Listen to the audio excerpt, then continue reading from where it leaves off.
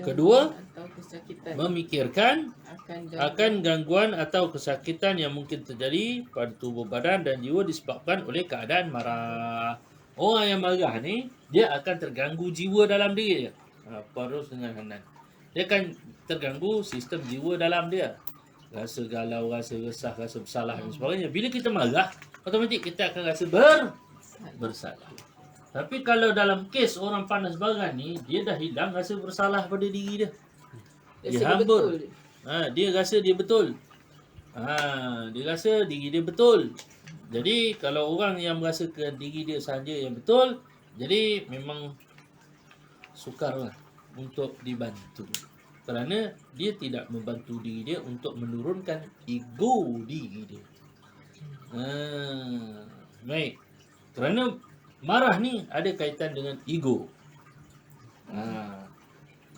So, antara kaedah lain yang boleh diamalkan di dalam sesi terapi kognitif oleh kita punya klien adalah dia kena fikirkan akan gangguan atau kesakitan yang mungkin terjadi pada tubuh badan jiwa disebabkan oleh keadaan marah. Katakan, kita kena educate wanita yang panas baran ni, contoh, apa kesakitan yang mungkin dia dapat, wanita ni dapat daripada sifat panas baran dia. So, apa kesakitan yang dapat?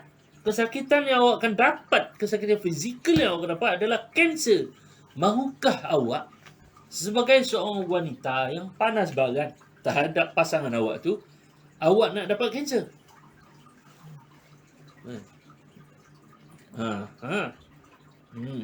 Terus cakap gitu rupanya. Darat tak banyak cerita. makan masa lah dalam jangka masa panjang. Dalam jangka masa panjang. Kalau awak tak lihat, Mahukah awak sekiranya awak tak rawat diri awak punya kemarahan, awak punya kemurungan, mahukah diri awak berdepan dengan penyakit fizikal, iaitu kanser darah tinggi dan kanser payudara cervix?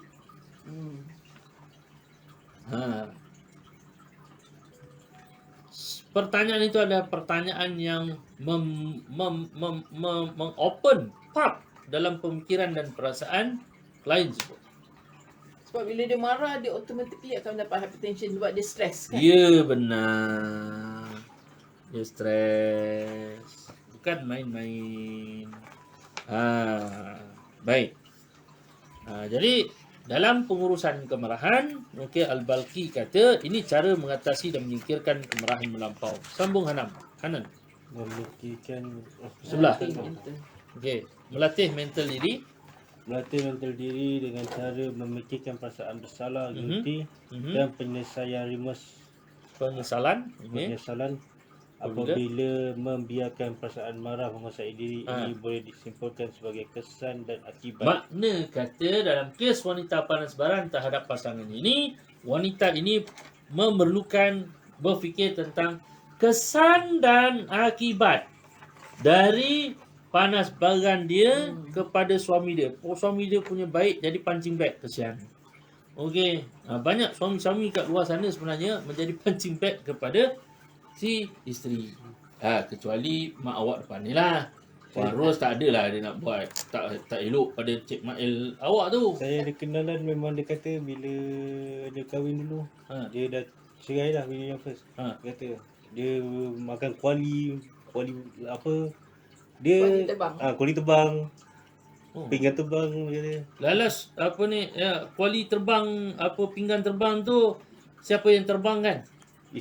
Isteri dia terbangkan kepada dia. Memang betul lah, memang ada. Lepas tu cerai. Bayangkan ada kesian si suami tengah kemas rumah dekat depan, isteri entah apa hangin ambil periuk belanga bawa ke depan, hempuk kepala si suami. Tiba-tiba Ada Cik Kim, memang ada ada. isteri macam tu.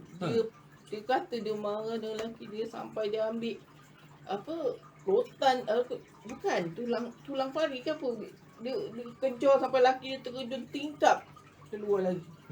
Pasal tapi husband tu sayang dia, sampai lalas husband dia meninggal sebab sakit jantung. Ada. Sekarang masalahnya dia refer balik, macam wife dia rasa masa lepas kena tinggal tu, suami dia meninggal, isteri dia sampai rasa sangat depres. Ya. Sebab bila dia teringat sampai dia kata, tak boleh, aku kena kerja. Kalau aku tak kerja, aku akan teringat. Dia macam terbayang-bayang dia masak. Dia kata masak dia ni, tapi tak tahulah. Tapi memang wife dia sangat-sangat garang. Wife dia ni bangsa perfect. Kalau rumah dia nak kena bersih, dia akan mop rumah dia guna kain macam ocean kan. Lap dari ujung ke ujung. Kalau tidur kat katil, suami dia tengah tidur, dia kejut bangun sebab apa dia nak tegang katil dulu, baru dia tidur. Sebab suami dia kata, awak ni gila ke? Ini ada penyakit bagaimana dia dibesarkan dulu dalam peringkat kecil. Ini ada kait rapat dengan tingkah laku ibu ayahnya yang train dia begitu. Sebab tu tak heranlah masih ada ibu ayah yang pukul anak. Sebab walaupun dia kata, Cik Kim, saya tak nak pukul anak saya, mulut kau kata memang tak nak pukul lah. Tapi bila anak kau buat hal, tangan berjalan dulu daripada mulut, tangan berjalan. Itu behavior. Nak berhentikan macam mana? Dia kena jumpa pakar, kena belajar. Macam mana nak berhentikan tangan dia daripada cubit anak dia. Macam mana nak berhentikan daripada tendang, sepak anak dia. Sekarang ni anak dia buat kepada cucu dia dan dia marah anak dia, kata, kau ni budak tu kecil, kau nak marah dia kenapa? Saya kata, macam cakap lah, mungkin dia kata apa, dia tengok daripada family. Ya, duplicate. Ada duplicate daripada anak dia. Dia akan turun sampai ke berapa lama Cik Kim dia? Kalau tak putus rantaian tu, 7 keturunan lah engkau akan jadi pandabaran. Sebab tu fasa paling kritikal bagi orang-orang yang mengalami anger ni adalah fasa umur 30 sampai 40. Bila masuk 40, kalau angernya tu tak reda, sebab tu saya tengok, saya dah nak 40, saya kena jaga-jaga dengan satu emosi yang disebut marah. Kalau tak, bila masuk umur 40, sampai naik ke atas, dia akan jadi pengekalan tabiat dan habit. Oh, payah. Jadi buluh. Sebab tu kalau saya termarah, saya menyesal sendiri, nangis, air mata, termarah si kecil tu apa semua kan. Saya duduk, istighfar, lama sikit, dah okey. Lepas tu baru, saya minta maaf sendiri pada anak saya. Abang Kori, Abi minta maaf ya tadi, sambil menitik air mata. Sebab dalam hati saya, aku dah jejak umur 40, aku kena berhati-hati dengan satu penyakit emosi yang dinamakan anger dan keagresifan. Baran ni dia boleh jadi keturunan nanti. Itulah saya rasa pun macam keturunan, sebab kan apa saya nampak anak dia tu complain of migraine. Dia kata dia selalu ada migraine sakit kepala. Sentiasa dia. Anak dia muda lagi. Dia dalam 30-an tapi dia complain of migraine dan sakit kepala. Saya kata mesti ada sebab. Dia kata makan ubat sentiasa. Mesti ada sebab kenapa dia migraine. Itu saya cakap. Saya tengok macam ni.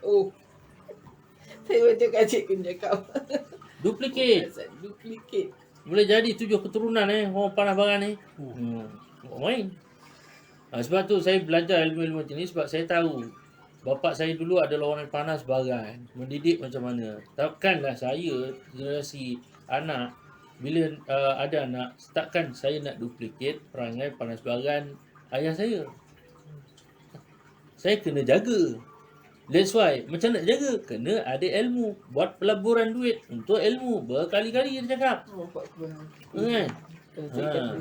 Kat sini kena Dr. Ben ni Dr. Ben kawal marah. Saya nak kagum dengan Dr. Ben macam ni Dr. Ben kawal marah. Depan itu. Orang bantai dia. Dia boleh diam aja. Ini orang-orang yang memang special lah. Sebab orang yang mengamal sesuatu yang Allah bagi sangat berbeza dengan hanya berteori di mulut saja.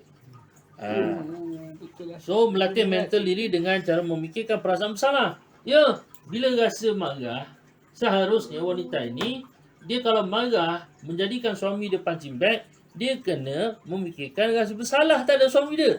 Bersalah aku bila aku buat pada suami aku ni, patah riuk dia dan sebagainya. Tapi rasa bersalah orang macam ni selalunya akan rasa bersalah dia bila suami dia dah mati.